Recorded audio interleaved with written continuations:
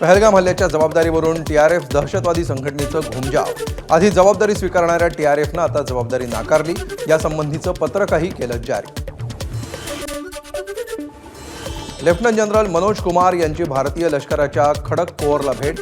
खडक कोअरचे जवान अत्यंत आक्रमकता आणि चपळतेसाठी ओळखले जातात।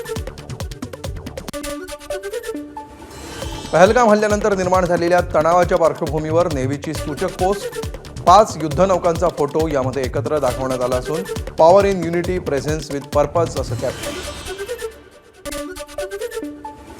आम्ही कधीच सिंधू कराराच्या बाजूने नव्हतो। जम्मू काश्मीरचे मुख्यमंत्री उमर अब्दुल्ला यांचं वक्तव्य।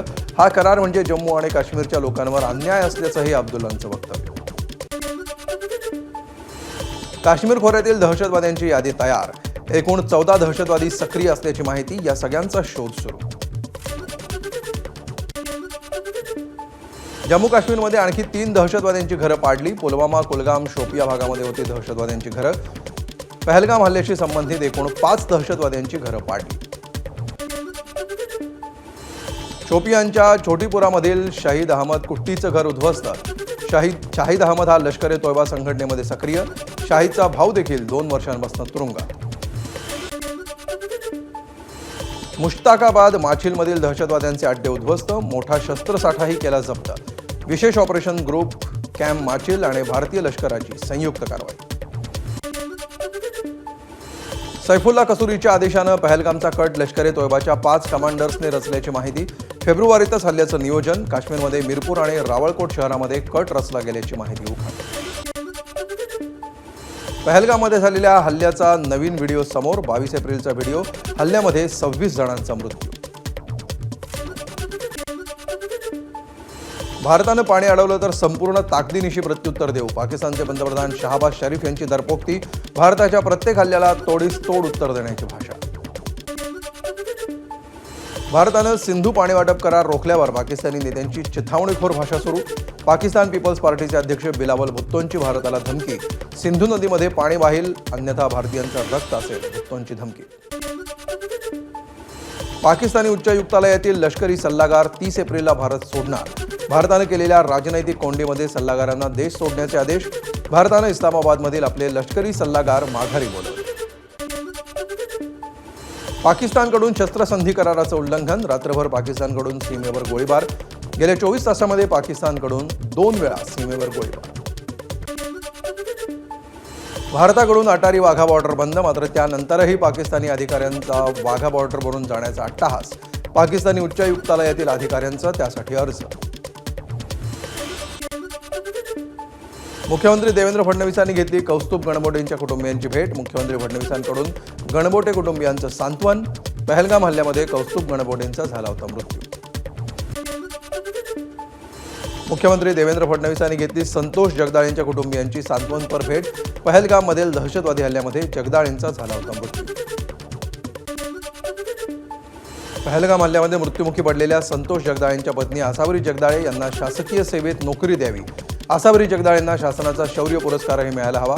शरद पवार पक्षाचे नेते हर्षवर्धन पाटील यांची प्रतिक्रिया। डोंबिवलीत राजन विचारेंनी घेतली हेमंत जोशी, अतुल मोने आणि संजय लेलेंच्या कुटुंबियांची भेट। पहलगाम दहशतवादी हल्ल्यामध्ये तिघांचाही झाला होता मृत्यू। लेलेंच्या मुलाला सरकारनं नोकरी द्यावी, विचारेंची मागणी। महाराष्ट्रातील काश्मीरी विद्यार्थ्यांनी घेतली उपमुख्यमंत्री एकनाथ शिंदेंची भेट। महाराष्ट्र दुसरं घर, काश्मीरच्या विद्यार्थ्यांची भावना। विद्यार्थ्यांची काश्मीरच्या उपमुख्यमंत्र्यांसोबत चर्चा। काश्मीरमध्ये अडकलेले 31 प्रवासी अकोल्यामध्ये सुखरूप परतले। भाजपा आणि वंचितच्या कार्यकर्त्यांकडून सर्व प्रवाशांचं स्वागत। मुंबईवरून विशेष बसनं सर्व प्रवाशांना अकोल्यामध्ये आणण्यात आलं। पहलगाम हल्ल्यानंतर विठ्ठल मंदिराच्या सुरक्षा व्यवस्थेमध्ये वाढ। मंदिरामध्ये मोबाईल आणि कॅमेरा बंदी आदेश लागू। येणाऱ्या प्रत्येक भाविकासोबत असलेलं सामानही बॅग स्कॅनरमधून तपासलं जातंय। पंजाबच्या अटारी बॉर्डरवरून पाकिस्तानी नागरिकांना परत पाठवणं सुरू। आतापर्यंत 229 जणांना परत पाठवलं असून 392 भारतीय स्वदेशी आले।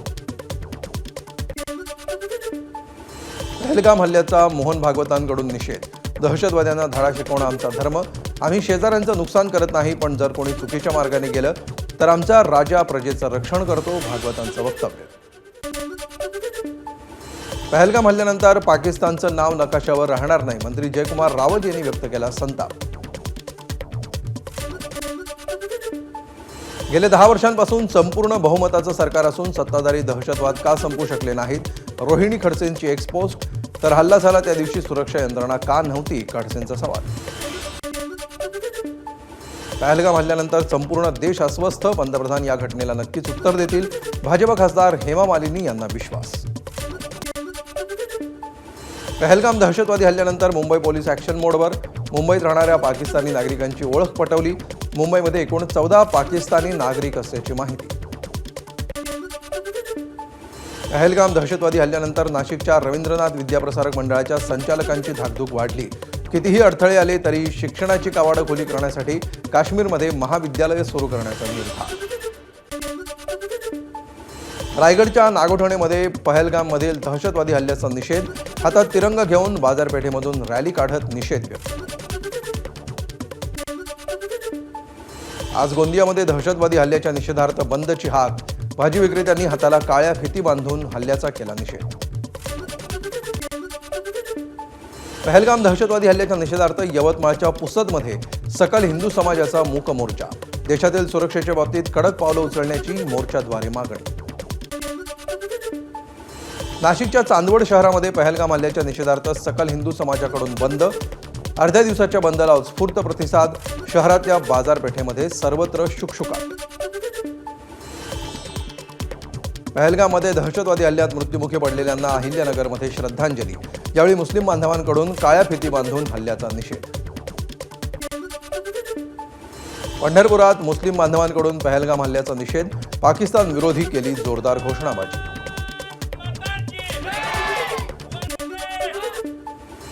शिर्डीमध्ये मुस्लिम बांधवांचं काळ्या फिती बांधत आंदोलन, पाकिस्तानी ध्वज जाळून केला पहलगाम हल्ल्याचा निषेध.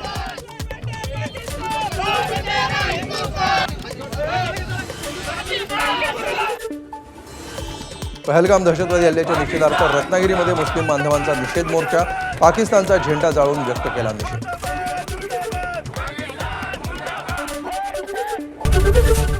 एबीपी माझा, उघडा डोळे बघा नीट.